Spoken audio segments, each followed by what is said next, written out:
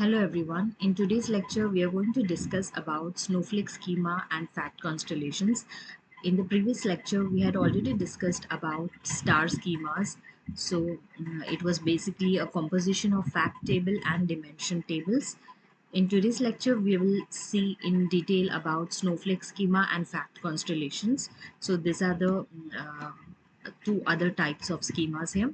So the definition of Snowflake schema, basically, it is a data warehouse modeling technique where dimension tables are normalized into multiple related subtables. So this is similar. The Snowflake schema, it's similar to your star schema. The only difference here is that we can basically it can handle complex hierarchies, and it is used to reduce the data redundancies. It is an extension of star schema.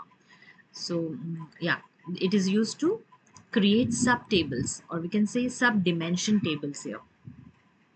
This is the pictorial depiction of Snowflake schema. As you can see here, the structure of Snowflake schema, it contains a fact table. This structure, it includes a central fact table that connects to normalized dimension tables, which in turn connect to further dimension tables.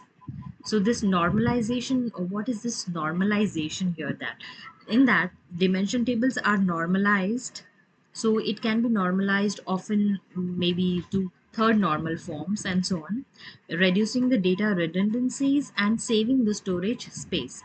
So we can see here that there is a single fact table and we have n number of dimension tables. So in this example, we have 5 dimension tables which are further subdivided into different sub-dimension tables, but only one fact table is present in Snowflake schema. So the performance over here, it can be slower than star schema due to the need for more complex multi-table joins here. The conceptual modeling of data warehouses, it includes 3 types of schema: star schema, Snowflake schema, and fact constellations. So in star schema, a fact table is placed in the middle and it is connected to a set of dimension tables, whereas this Snowflake schema is called as a refinement of star schema, and over here some dimensional hierarchy is normalized into a set of smaller dimension tables.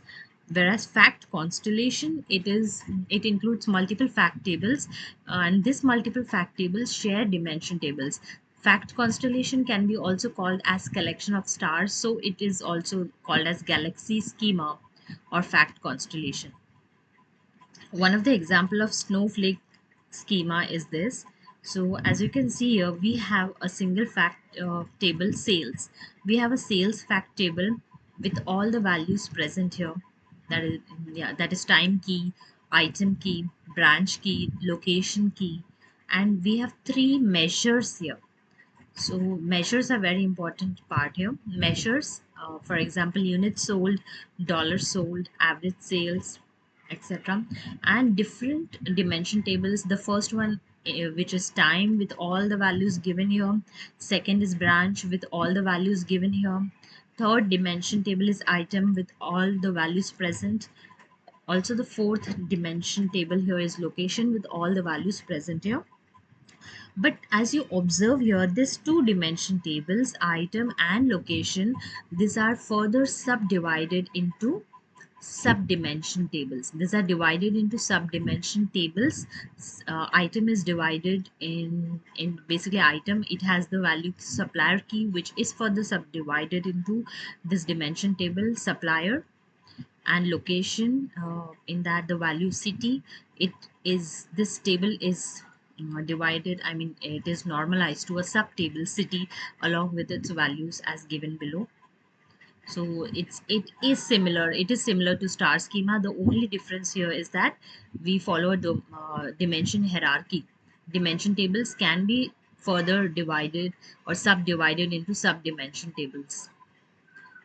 Okay, coming to fact constellation. Fact constellation here, it can have more than one fact tables. The only difference between fact constellation and the other schemas like star schema and Snowflake schema is that in fact constellation we can have multiple fact tables. So in this example, we have two fact tables, sales and shipping. Sales fact table along with its values and shipping fact table along with its values. We have several dimension tables like time, item, location, branch, and shipper. And yeah, and we also have the measures which I always included in a fact table. So here, this is a pictorial depiction of fact constellation which specifies that more than one fact tables can be used, and this tables are shared among multiple dimension tables. So this was an example of fact constellation. In the next lecture, we will discuss about different types of OLAP operations, and also we'll see one example on it. Thank you.